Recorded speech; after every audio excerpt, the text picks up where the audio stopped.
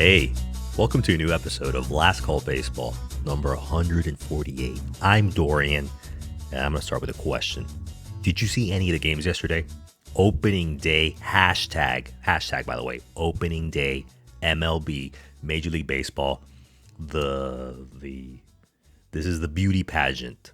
This is the finals of the beauty pageant, because over the past, 5 months, I've been watching and talking about the Nicaraguan Winter League, the Caribbean Series, college baseball. Haven't been talking about college baseball? No. Major League Baseball. My favorite part of opening day, Thursday, March 28th, and today, Friday, March 29th, is that there was only one game on national television these 2 days. Just one. New York Yankees at the Houston Astros. That's it. You could have just gone off with your day without knowing baseball has come back. Why are we starting this on a negative route? Let's celebrate. Baseball started again, people. We're going to celebrate that.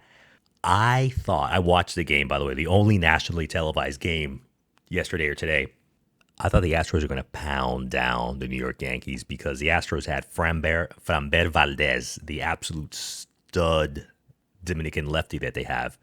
I mean, dude, the first 4 innings, was he cruising? Not really, but he induced 3 double plays in the first 4 innings, and of those 3 double plays, 2 of them were with the bases loaded. So the Yankees got absolutely nothing. And I was like, wow, this guy's going to be cruising to the 6th, 7th, maybe even the 8th inning in his first start.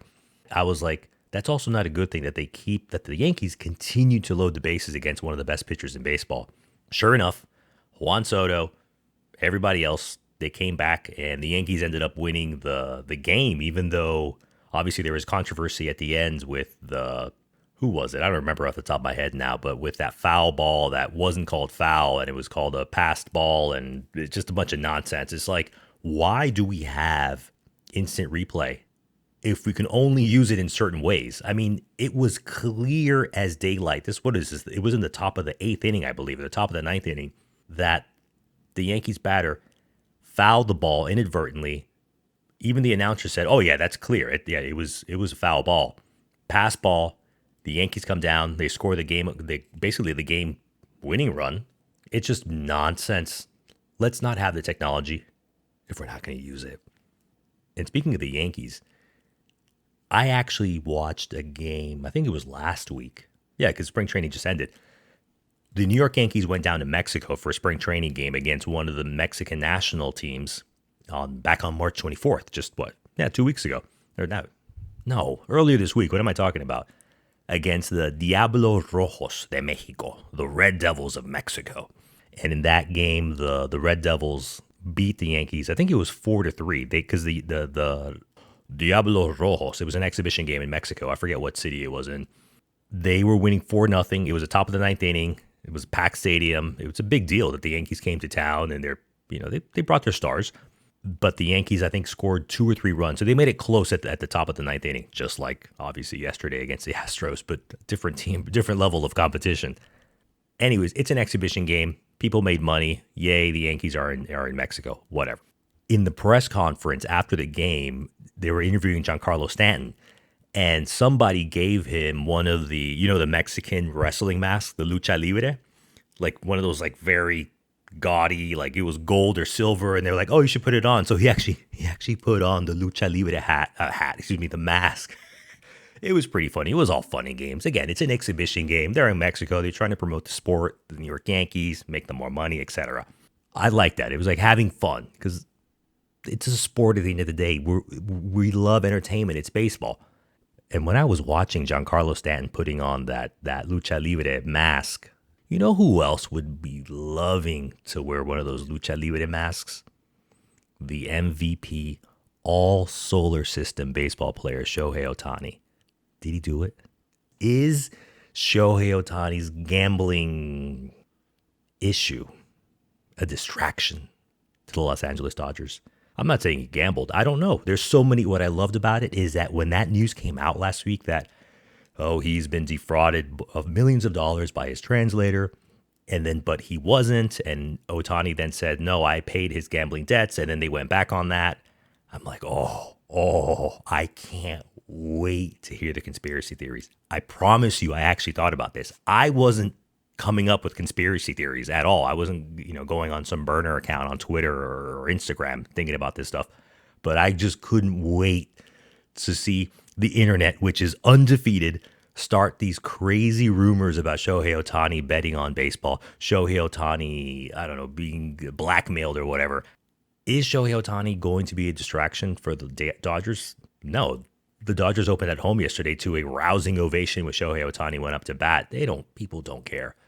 I think that it's going to die down unless something drastically like a smoking gun happens where Shohei Ohtani was betting on baseball, or his translator took the fall because Shohei Ohtani was betting on horse racing in Iraq, or what was it? What was that sport that in Rambo 3 when he was in Afghanistan and they're like running and they're picking up like dead goats and donkeys and putting them in a circle? Whatever that sport is, maybe Shohei Ohtani was betting on it, but it's not illegal because on an app you can do anything on an app now.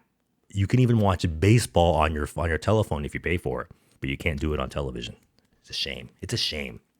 Shohei Ohtani is going to have a phenomenal year. I mean, he's batting with Mookie Betts, Freddie Freeman. That's insane. The protection they're going to have. The Dodgers are going to win 100 wins. Of course, they're going to have 100 wins. They're going to go to the playoffs, and I think that is when more distraction is going to come. People are going to be like, "Oh yeah, do you remember back in March, Shohei Ohtani was accused of running with the wrong crowd?" And speaking of the LA Dodgers, there's a former LA Dodger, Don Mattingly. Have you seen pictures of him? Because he's now the manager of the Toronto Blue Jays, who, by the way, the Toronto Blue Jays are one of the biggest teams in baseball. Their fan base is an entire country of like, I think Canada has a population of something like 25 million people. And in the U.S., nobody ever talks about the Toronto Blue Jays. I'm talking about like just one of the big, great teams that like the Cubs and the Braves and the Red Sox, etc. People are like, oh yeah, Canada has their team. The Blue Jays are a freaking monster. They make loads of money. They have an entire country. People talk about like, oh, Braves country, like the 6 or 8 states in the Southeast and the South. Or the Red Sox obviously have fans in Japan and in all over the U.S. The Dodgers have fans all over the U.S. The Dodgers have fans in Mexico. The Blue Jays are a big 800-pound gorilla nobody talks about. That being said, Don Mattingly, have you seen his amazing Father Christmas beard? It looks like a perfect disguise you would use in a stakeout. You're like, who the heck is that? I highly encourage you to go online and look up Don Mattingly and his awesome white beard that he has, because is he a man of fashion? I don't know, because obviously he had the mullet when he was playing with the New York Yankees and the mustache. And now 30 years later, he has a full white beard. So go him. I'm a big fan of men growing out their beard and men allowing men to be men, unlike the New York Yankees. They still want you to not be a man because they don't want you to have facial hair. It's like, what are we, 12-year-old boys with peach fuzz? Get out of here, stupid Steinbrenners. Look out for the Toronto Blue Jays. Nobody's talking about them in the American League East. Everyone's saying Baltimore Orioles, they're so awesome. They have an unlimited amount of youthful talent. And the Yankees obviously signed Juan Soto, even though Garrett Cole is going to be injured for probably 3 or 4 months. The Tampa Bay Rays are always going to do Tampa Bay Rays things, and they're going to the playoffs. They're going to win 92, 95 games. Toronto Blue Jays, people are sleeping on them. They were my pick last year to go to the World Series. I'm not saying they're going to go to the World Series, but I think they're going to mess up some postseason plans for people. So baseball is back. It's a happy time. Merry Christmas. Happy New Year. Even though it's the end of March, it's still not late. You can still say Happy New Year because baseball just started in 2024. Major League Baseball, that is. And then all the nasty habits are back as well. The eating of the sunflowers, the spitting them out everywhere, leaving trash everywhere. Disgusting. And you know who has a very licking, weird habits? Cats. Our special guest is Wendy, owner of Whiskers, which is a cat sitting service. Wendy, welcome to Last Call Baseball. Thank you, Dorian. I am happy to be here today. I appreciate the invitation to talk to you. You know what makes me laugh about cats? When they look at you, they raise their legs and they start licking their booty. Why do cats do that? Maybe they're trying to tell us that they are somehow better than us because they have more skills than we do. I'm not really sure. I I really don't at first thought it was like them, telling us that they're in charge, but I I don't think they're think posturing. I don't think that's a skill I want. Me either. But they're more flexible than I'll ever be. That's true. Oh, I always think it's a power play. I think it's unnecessary. I actually appreciate it when like their back when I see that they're going to do it, but their back is to you because I don't actually want to see them do their grooming. That which is that considered grooming? No, it's like when they lick their backs. I don't know. I love cats, and you love cats as too. You love cats as well.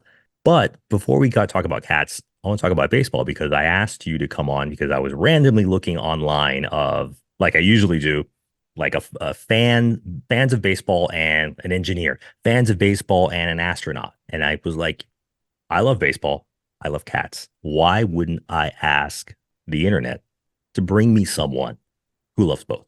And here you are. Before we talk about cats, let's talk a little bit about baseball. Originally, you're from Chicago. Where did your love of baseball come from? And do you have like any memories of like the first time that you went to a baseball game and you're like, I kind of like this sport? yeah. So I grew up in a baseball family. We lived in the Chicago suburbs. We are very much Cubs fans. We would watch the games, of course, on TV, but we would also go down to Wrigley Field every summer and go to the games. So great memories there. I also have family on the south side of Chicago and who are big Sox fans. And so I've been to Comiskey Park and have gotten to see the White Sox play. And in fact, the last time I visited, so I've been gone since 98. I've lived in Arizona, but the last time I went out there with my family, we all went to a Cubs game at Wrigley Field and they were playing the Sox. So we always try to time our visits with baseball games. And it was really extra special to get to see both teams play each other because I don't know if you can be from Chicago and not have both of them near and dear to your heart, even if you have loyalties directly to one. I still have loyalties to both. And I'm a fan of both, but definitely more of a Cubs fan. And I grew up playing softball. So I played softball for many years. My brother was a baseball player. We were both pitchers. So I've been to many little league games. I've been to all the, high school games, all that fun stuff. Like baseball was just part of our lives. My brother has stuck with it. So, as a guy who's at this point in his early 50s, he still plays softball on the weekends with, adult leagues and stuff. So we've just always been baseball fans. And when we came to Arizona, Diamondbacks were really new at that time. And we just became Diamondbacks fans immediately. And we make a point when we go to games, we try to go see the Diamondbacks playing the Chicago Cubs because, it's like getting the best of both worlds.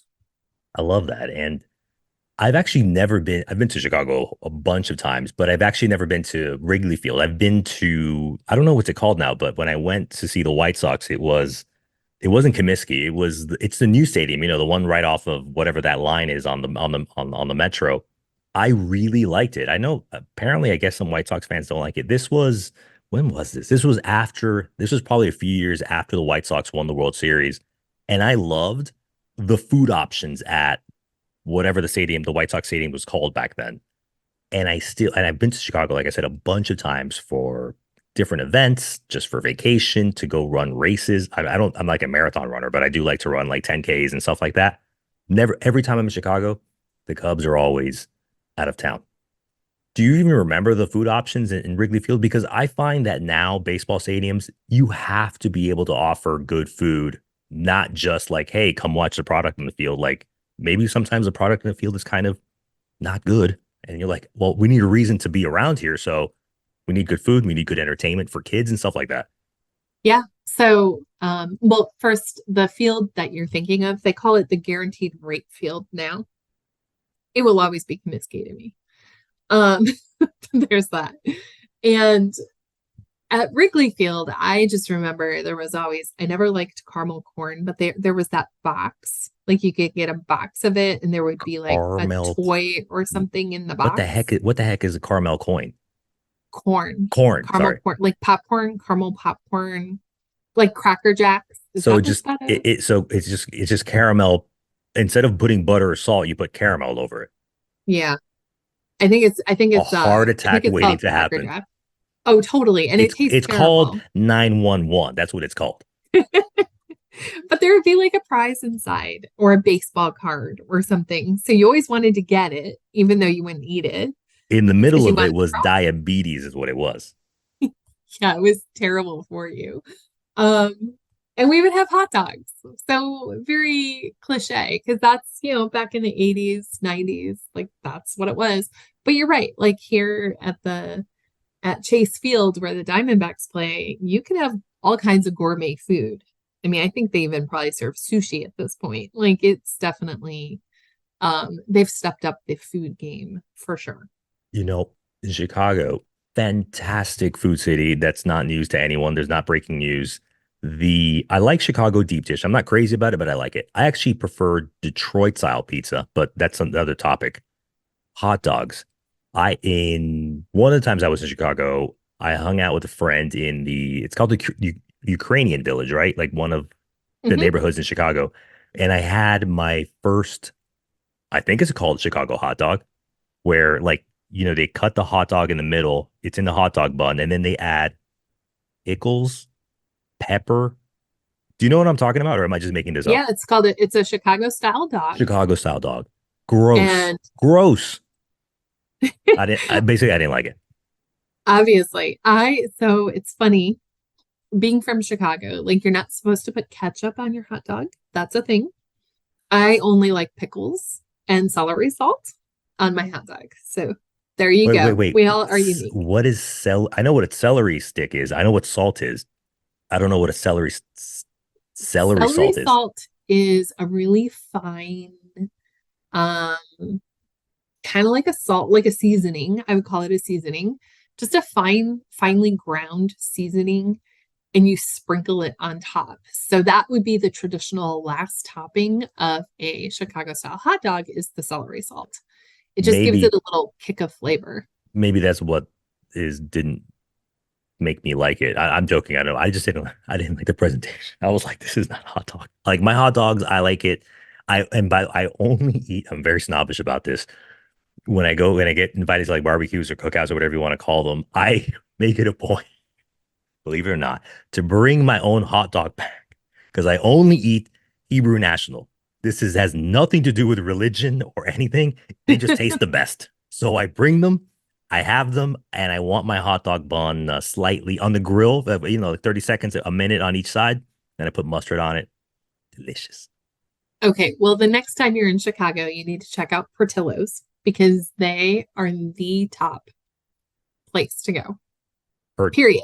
Portillo. Okay, I'm writing this down. Portillo. POR Portillo's. It was founded by Dick Portillo back in the 60s. He started with a little food truck basically, and it was like a food cart on the streets. And he has built it's quite a restaurant chain, and it's all the way out here in Arizona, and it's right here in the town of Gilbert. They just opened one last year. Oh wow. But Portillo's is that they're the very best Chicago hot dog. So I think you just didn't have a good experience. I think my follow-up question to that, to the hot dog question is, would a cat enjoy a Portillo hot dog? My cat, my tuxedo cat, Romeo, he absolutely would. He eats all people food. I think he wouldn't care. I love it. I love cats and I love baseball. And I was like, I found a lady who loves both. I'd love to talk with her. Where did you had obviously mentioned that you come from a baseball family. Obviously, you still love the Chicago Cubs. You support for family reasons because you don't want a house divide. Well, we all have houses divided in some semblance or form. And you also love cats. But where did your love of cats come from? Yeah, so growing up, we always had cats. And when I was maybe 6 or 7, I got to adopt my own cat.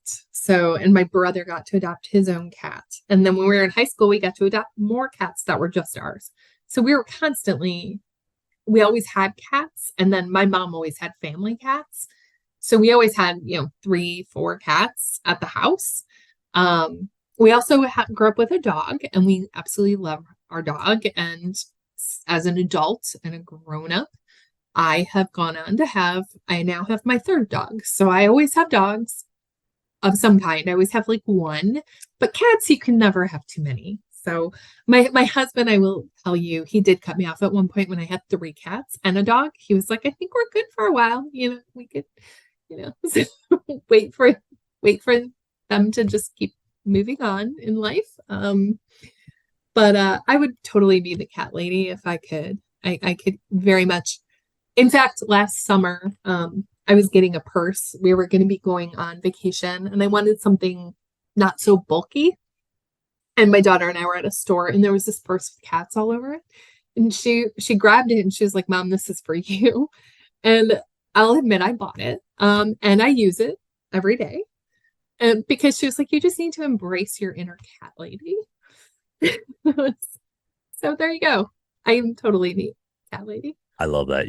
When I travel, I don't buy purses with cats on them, but for gifts, I always try to put a little cat slant on gifts if I'm traveling, outside of maybe the U.S. or something like that. Yeah, so I'm a big fan. I love that, and I think that cats bring good luck, even though there's not yet any Major League Baseball teams that allow cats, just like you have Bark in the Park, what have you. You can bring your dogs, but you can't bring your cats, which I think is a great injustice. And I wish Johnny Cochran was still alive, and I would ask him to sue Major League Baseball for that. But I think cats bring good luck to baseball teams, and I highly encourage, and I want you to, I don't know, do something. Maybe having a partnership. Maybe you could be the official cat sitter for the Arizona Diamondbacks. And I say this because the Diamondbacks came off of a good regular season, and they went on that awesome run all the way to the World Series. And I think that if the Diamondbacks had had more pitching, they probably could have beaten the Texas Rangers. But 4 years ago, the Tampa Bay Rays, who have an official mascot of a cat, also went to the World Series. But then now that I think about it, they ended up losing to the LA Dodgers in that COVID 2020 year. So maybe cats bring you just enough luck to go to the World Series, but not win. But anyway, I don't know. We need to break that. Well, the Diamondbacks have Baxter, and he's a What is that? bobcat. He's a bobcat. Is that it? So they have Or a snake and a cat as a mascot. yes. So the mascot walking around the stadium is not a snake. It's a bobcat, and his name is Baxter, and he's really cute. So you're right. Maybe they just bring enough luck to get the teams where they need to be, and then it's up to the players to take it the rest of the way home. For sure. Baxter, I'm writing this down because I need to look him up after we talk, because I love DJ Kitty. That's the mascot of the Tampa Bay Rays. They show the same video of him now for years. I don't even know if DJ Kitty is around anymore. Maybe he's in that great litter box in the sky. I have no idea, but he's very cute. A black tuxedo cat. You can clearly see he has a little Tampa Bay Rays shirt on. I'm like, when I first saw the video, I was astonished that they got a cat calm enough to put a costume on, because you know how cats are. They don't like anything on them. And then to not grab, but to hold their two front legs and just go up and down to that 90s I don't know, techno song, like dun dun dun dun dun dun dun dun dun dun dun dun, and then you can see the human grabbing or holding on to DJ Kitty's like right paw and like mimicking going back and forth on the turntable.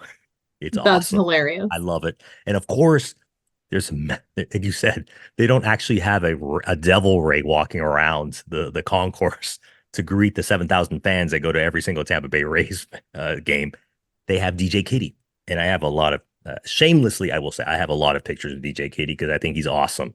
And I may or may not have bought a DJ Kitty stuffed animal for a cat that I loved. So That's cool. what do you love? What do you enjoy most about going to a baseball stadium? Obviously, now you're basically like a native Arizonan. When you go see the Diamondbacks, you obviously want to see them win. They have all these exciting young players. But what do you enjoy about the stadium experience? Yeah, I love the energy. So I love being in a same space with like-minded people and everybody is cheering on the same team and we're all kind of in it together and it's a lot of fun. Like that energy is contagious. I'll also admit that I like buying the seats in the area that is sitting like in the club seats where you can go right out and you have all the nice food, all that. It's easy to get and they've got lots of games and activities set up and you can just kind of have fun and there's TVs everywhere so you can still watch the game. And then I think it's fun as a parent to take your kids to the kids area. So like Baxter has a den or like a clubhouse for kiddos and they can go slide on slides and there's adult activities in that area where we can like enjoy like the organ music playing and they'll have meet and greets and the kids get to meet Baxter. Sometimes the players, will come up. It's just a lot of fun. There's a lot of energy and they do a good job of like keeping you engaged because 9 innings, especially when there's no hits or anything, get to be like a lot. You want to enjoy the game, but it helps that there's other fun activities to do when you're in the stadium too. Yeah, definitely. Especially as you had mentioned, when you're taking kids who are, not adults or they're kids or preteens or what have you. That's one thing that I've learned the hard way. Not the bringing children to the stadium.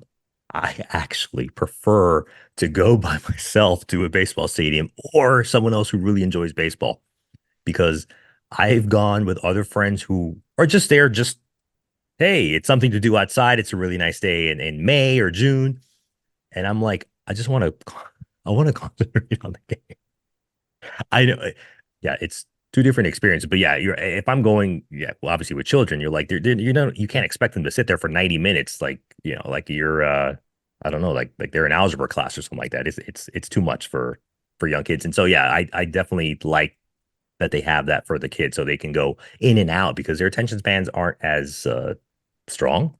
Yeah, it's true. And like this last summer, we went to a Diamondbacks game, and my daughter at the time she was 12, and she she just got to the eye rolling state when some player from one of the teams, couldn't tell you, hit a foul ball and it took out the lights in the stadium. Like the power went out. And so then we had to sit there while we waited for the crews to like bring the power back up. And, that was like 40 minutes maybe.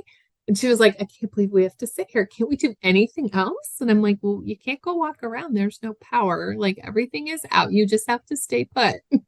She was so bored. You know what? This genuinely just came to me, Wendy.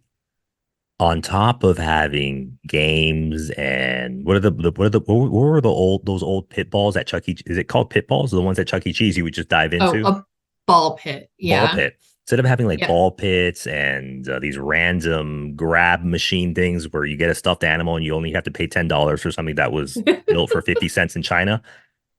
What about a cat cafe at Major League Baseball stadiums? Because when I travel, I love always looking, whatever it's a new city, I love seeing if it has a cat cafe, some kind of art galleries, and ice cream. You have ice cream at every baseball stadium. Most of it is not good. Art, some of them have it like outside. They'll have like legends of in their bronze, a manager or Mhm. player, but no cat cafe. That's I think right. that would There are be none. brilliant, seriously. And that could coincide with your work, your business as well. It could be fun and entertaining all at the same time. And people could have a cat to pet and drown away their sorrows when their team is losing. It could be Yes, therapeutic. I seriously just can't. I think we need to somehow push this through and tell them like there's money to be made in housing 10 cats, and that obviously available for adoption to good homes, et cetera, et cetera. They need to do that, and that segues into tell us about your business, the Whisker Sitter, and you also work for one of your other gigs is for Meowtel.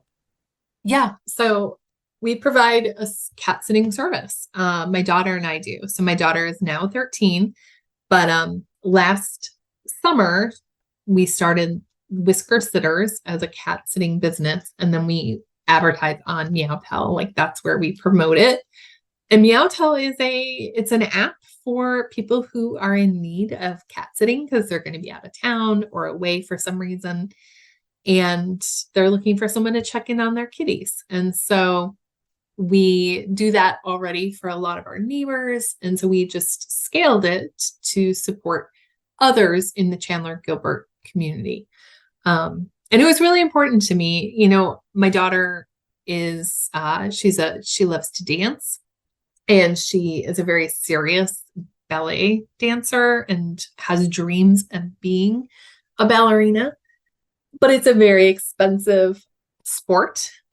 And in the summertime, there are these incredible opportunities to go dance in other cities and live there and stay there. And so she's going to be doing that again this summer.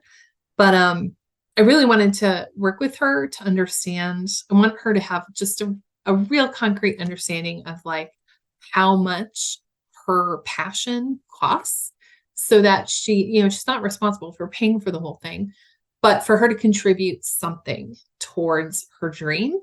So that I think it just brings like a level of reality, a level of, nothing is free. And, this costs like her dad and I a certain amount of money, and we're happy to pay for it. But I don't want her to be so privileged, if that makes sense. Like, I don't want her to grow up thinking like everything is just handed to her. And so I told her she needed to come up with some ideas for making money. And so Whisker Sitters was her idea. And once we started advertising, and through Meowtel, as well as just through our local neighborhood association, she gets to see what it means to like go out and work, basically, like go spend a half hour at someone's house, feed the cat, play with the cat, change the litter box. It teaches her a certain amount of responsibility. And then also to see like that money goes into her savings account. And then when it comes time to pay for the summer program, she will go withdraw that money and basically hand it over as her part of like contributing to the cost of the summer programs. I think that sometimes it can get lost on kids. I know certainly for me, like you just don't always have a good sense of, savings and just the value of a dollar. And, a dollar saved is a dollar earned. And when you spend it, now you don't have it. And those are just important values that I want her to understand as she's just now becoming a teenager and has a very expensive hobby that she wants to make a career out of. So yeah, so this was one of her projects. She came up with, she also has she started an actual business too. So she has an Etsy store and she makes crafts and sells those. So she's trying to do like a variety of things. And I think it's impressive. She was 12 years old and has business licenses that are all in her name. So it's pretty cool. I think that's seriously brilliant. And I give you and your husband virtual high paw up, and also her as well. Because as you said, you're teaching them that certain sacrifices have to be made for some of the things that we love and are passionate about.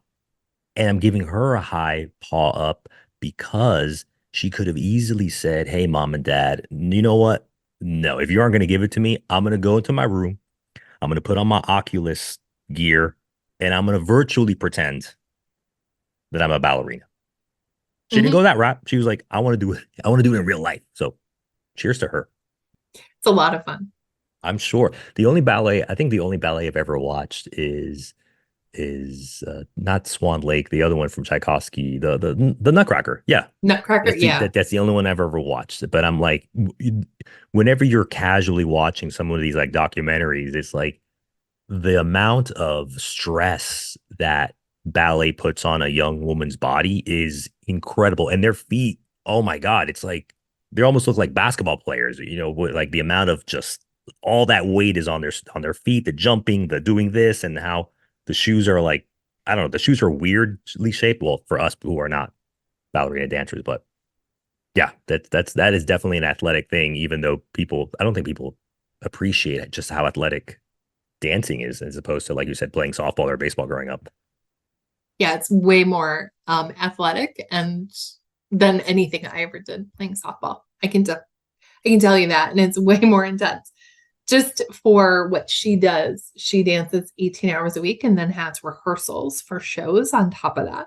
Oh my God. So just her classes are 18 hours a week. And you're right, she dances in point. So it's called on point, or end point, ENPOINTE. And that's the point shoes. And they literally dance on their toes. And she loves it. It does not hurt. The thought of dancing on my Doesn't toes hurt yet. makes me want to cry. Yeah, no, she's been doing it for a couple of years. She loves it. I don't know. It is a whole different world, and it's a lot of fun. And cat sitting is helping her be able to go and have amazing experiences in other places and help broaden her own like horizons outside of just our local dance community, which is a very solid dance community, but it's good to see what's going on elsewhere in the world too. Definitely. I think even though this is probably not ballet appropriate, maybe on one, I don't know what they call it, sock, that she can have whiskers on one of the socks. And then the other stocking can just be like baseball bats and baseball. Because, because you used to have maybe her older brothers that she never met, apparently, were named after the Chicago's finest baseball teams. Oh, she knew them when she was a little toddler. So they were her buddies. They lived a long time. They just, the one lived 18 years, the other one 16. So they lived a long time. So what were these two cats, her older brothers who went to that great litter box in the sky? What was their name? Cubs and Sox. So Chicago Cubs and the Chicago White Sox.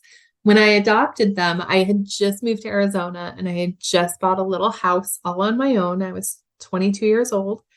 And my cousin had a friend whose cat had gotten pregnant and was gonna have kittens. And so of course I was like, yeah, I'll take kittens. So I adopted 2 kittens and I got them right after I moved into my house. And it was right around Thanksgiving and my great uncle was in town. And I was consulting with the family at Thanksgiving about like, I don't know what to name these 2. But I wanted them to have cute names like Salt and Pepper or Ben and Jerry. Like I wanted something fun. And my uncle, he was an older gentleman in his 70s or 80s, and he had his finger on his chin. And I remember him like thoughtfully looking out my mom's window, and he turned and he was just like super wise. Why don't you name them Cubs and Sox? And I was like, duh. Like we're all from Chicago. Why don't I name them Cubs and Sox? And so, yeah, that became their names. And they were my little pals I love that. for a long time. When you leave the house, I always try to leave. When I've had cats, some people like leave music. Some people don't leave anything at all. I've always tried to leave like knowing that, in 2 hours there's going to be a baseball game on channel X or Y. And I always try to do that because I want to not indoctrinate, but I want to be like, look, these bats kind of look like your tail. And so maybe you're going to love baseball as much as I do. That's my logic to have some kind of noise for the cats, even though, their cats usually sleep 18 hours a day. Going back to what you had said about the things that you love going to a baseball stadium is the energy. Were you able to go to any of the World Baseball Classic games last year that were held at Chase Field? No, I was not. The next time the World Baseball Classic is played, I think is in 2026. I highly recommend that you guys go to, because the energy for that is even different than a Major League Baseball or a playoff game. And I went to some of the World Baseball Classic games in Miami last year, and it was outrageous. It was so much fun because sometimes you go to a baseball game like on a Tuesday night, Saturday afternoon. It's chill, like you said. You can walk around the concourse, get your nice food, but it's a different type of energy that I found going to these international baseball tournaments where the countries are represented. Obviously, last year Japan beat the U.S. team in the final, but World Baseball Classic. That's what I would say. I will have to check that out. Awesome. Artificial intelligence is all the rage right now. Are you afraid AI is going to take your cat sitting job? No, because even if AI could figure out how to magically feed and water the cat, which we have some technology now that can do that, I don't think, unless people go buy a robot who is trained to clean the litter box, if they're going to be gone for 10 days, they're going to need a cat sitter to some degree to come and take care of the cat bugs. I agree with you. Yeah, AI is going to be changing. Maybe AI changes the way you feed a cat and you change their litter box. But you know what? Maybe because AI is already helping out with diagnosing cancer like even earlier than what other tests would do. What if there's going to be machines that you feed, as gross as it sounds, you feed the cat poo poo into some machine. The AI machine scans it and be like, oh, they might have kidney issues, or this is a perfectly healthy cat. And then cats who usually live longer than dogs, cats can live 12, 16, 18, even longer than that, 20 years. Maybe they may live for 50 years to keep them healthy. And they can do the same thing with dogs and parrots, and especially pet rocks. They live the longest.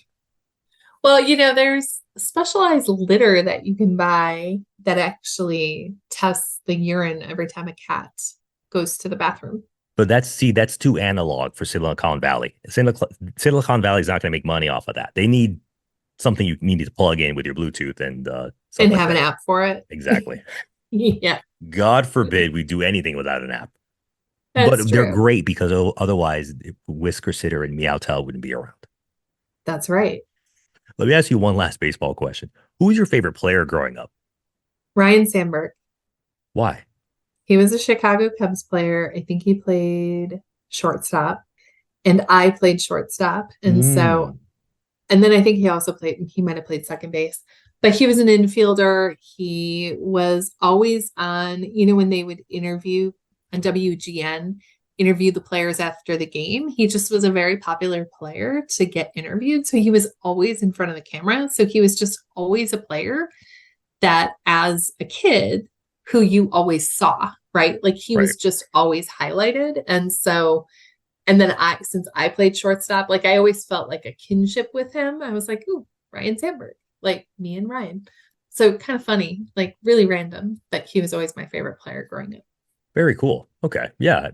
I can see that. Yeah. Because when I'm thinking about those, because when I was coming home from school, the Chicago Cubs were always on WGN, even though I'm actually obviously wearing an Atlanta Braves hat because of TBS, even though I didn't grow up in the Atlanta or the Atlanta area, because they were always on prime time and winning all the time.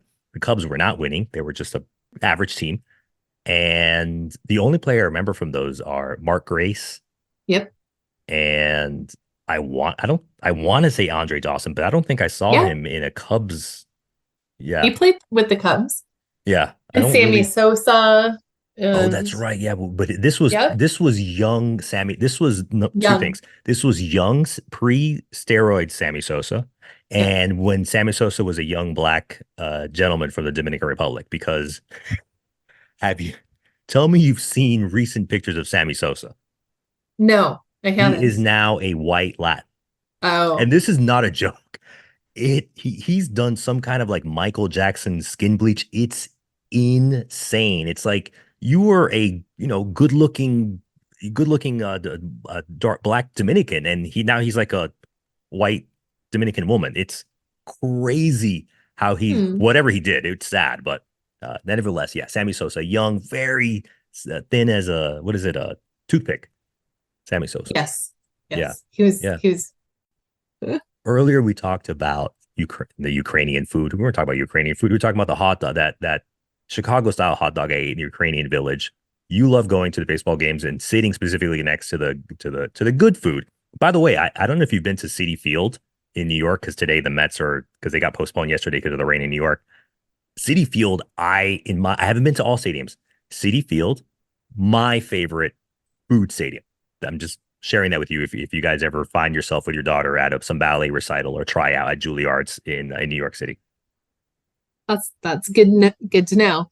And just tickets, been to like Tigers, where the Detroit Tigers play, and San Diego Padres, and obviously Chicago. And I'm sure you could use some of the Meowtel Whisker Sitter money for really good seats at Citi Field, because the Mets are not going to be good, and you can find them on the secondary market for like $10. That's a good tip. Pro tip right there. Yeah, absolutely. Wendy, you clearly love cats. I love cats. You love baseball. I love baseball. Cubs fan. You respect and love your family members who are a White Sox fan. And now, for being basically a native Arizonan, you've been in Arizona for many years, and you love the Diamondbacks. If the unthinkable happens in the sense of we take you away from all the wonderful, beautiful cats in Arizona and say, Wendy, we need you with the front office of the Arizona Diamondbacks. If you were the newly crowned general manager of the Arizona Diamondbacks, what's one or two things you would do? Because remember, you can do anything you want to run the team. I don't know if this is necessarily improving the team because the team is, they are knocking it out of the ballpark. I mean, we saw the World Series run and we saw yesterday's game 16-1 in the season opener. It was a blowout. But there's a lot of controversy going on and heating up out here that has to do with their stadium. And if I was the new commissioner of the team and the new general manager, I would figure out how to keep the team in Arizona. I don't want to see that team leave Arizona. There's talk about the Diamondbacks leaving the Phoenix area? Oh, I didn't hear in about the this. local media. Oh. Yes. So they are unhappy with their stadium. They signed some contract a few years ago with I think the city of Phoenix I'm not going to get this all accurate, but like they turned over rights of maintaining the stadium to the Diamondbacks. But now it's an older stadium. And it's not that old, but it's over 20 years old. And there are just some things about it that need repair. So for example, we had the game rained out on Monday. There was a game. We've never had a game rain out, I don't think, or maybe I think something other than baseball rained out once. But it's because they can no longer close the roof of the stadium when people are in the stadium. I've been there before many times where they close the roof or they open the roof. But being Arizona, I guess we don't have tarps for our field. So they didn't have a way to deal with the rain on Monday. And so it literally, a microburst went right over the stadium. It didn't rain at my house, but it rained there. But they had to cancel the game. And so it's just like there's repairs needed at the stadium. And the Diamondbacks franchise is, they really want the city to pay for it as opposed to them paying for it. And I looked up ticket prices. Games are selling out. Yesterday was sold out. Like, I feel like they're making a lot of money and they could probably pay for repairs or at least be a heavy contributor to paying for repairs. So if I was a general manager, I would take care of that stuff because the fan base here is highly loyal, highly energized, super excited fan base, especially coming off the World Series run. You want to keep that energy here. They are the Arizona Diamondbacks for a reason. And, I would be very sad if they became some other cities Diamondbacks.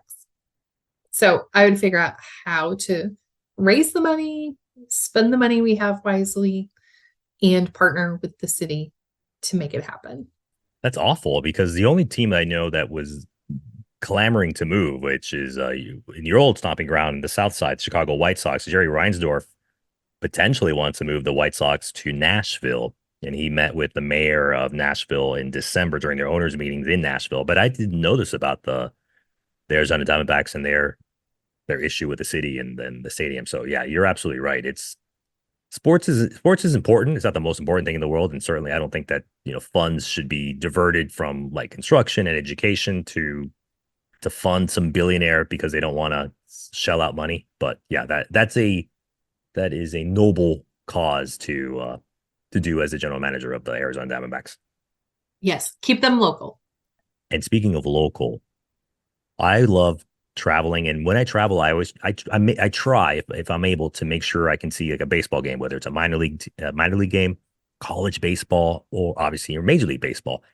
If I were to go out to the Arizona Diamondbacks when I'm looking for an ice cream place, a cat cafe, and a good place to eat, what's a place in your neck of the woods in Gilbert that you love going to, a local place where you like to have a good meal, coffee, a drink? Yeah. So if you find yourself in Gilbert, I would like to recommend some Chicago options. Portillo's is here. Lou Malnati's Pizza is here. Rosati's Pizza is here. So we're very lucky because I believe the state of Illinois contributes the second most number of people who relocate here. So coming from the Chicago area, it's a lot of good food here from Chicago, and it's all sitting in my backyard, which is great. And then local food, local farms. There's a place called Joe's Barbecue, and their family is one of the original founders of Gilbert, and they have a number of restaurants. But Joe's Barbecue in downtown Gilbert has the best barbecue I've ever had. And I've had lots of barbecue all over the country. Joe's Barbecue is the very best barbecue. It's delicious. All the different meats are really good. All the sauces are good. So from a foodie standpoint, totally recommend Joe's. And then from a beverage standpoint, in Chandler, we have a restaurant called the Modern Margarita, and they make the very best margaritas. They have a big margarita menu. The prickly pear margarita in particular is delicious. They have a really nice patio. I should mention Joe's Barbecue, even though it's right downtown in Gilbert, which is a really hip happening street. It's very walkable. They have like the restaurant is obviously a building, and then next to it is they have open space. They have property, and you can play like full size Twister, and there's like tire swings, and there's picnic tables, and it's super, super great food and a great atmosphere. And you're right in the middle of everything that's going on. I don't doubt that the deliciousness of the margaritas and the drinks at this place, but I don't think adults drinking a margarita and then going to play Twister is the best combination. They might do their best cat impression of vomiting on your very, very expensive rug that your grandma gave you. Hopefully that We does don't not want that. happen. We don't want that. Yeah, we don't need to see nuclear green margarita all over the place. That's Ew. we'll leave that to the cats. That's right. Well, Wendy, I want to thank you for joining us to talk about how amazing cats are, how amazing baseball is and important in our lives, and also teaching kids the importance of competitiveness and also money. Let us know where we can find you if we're in the Arizona area that we need to be cat sit. I don't need to be cat sat. What if your people's cats need to be sat? Yeah, we don't want to cat sit for you. Just saying. So, I mean, you can find me on meowtel.com. It's just like it's spelled like it sounds, meowtel.com. And we're under Whiskers Sitters Cat Sitting Service. So you can find us that way. At the end of the interview, I usually thank the guest for joining us. But I'm gonna throw you a curveball on this opening weekend of baseball. I want to thank cats for making this interview possible. Because without the cats of Arizona and the suburbs of Chicago, Wendy and her daughter wouldn't have opened up Whisker Sitter to make it possible to find her on the internet and invite her on this podcast. So thank you, cats. I mentioned cat cafes. There's a place where the whole country is a cat cafe. I'm talking about Greece. Calimera. Good morning. It's the lands of cats. It's better than any cat cafe. And because of that, because I knew I was going to be talking to Wendy this weekend, and there's so many cats in Greece, I decided to have a nice Mastiha drink, which is a Greek liqueur. It's like you can have it like after dinner, after you have all that awesome Mediterranean food. Highly recommend it. Greece is an amazing place. High paws to the cats of Greece, to the cats of Gilbert, Arizona. And I'm looking forward to an amazing baseball season. What is my predictions? I was debating whether I was going to talk about predictions because, frankly, I think predictions are a bunch of nonsense when it comes to podcasts and all these sports websites.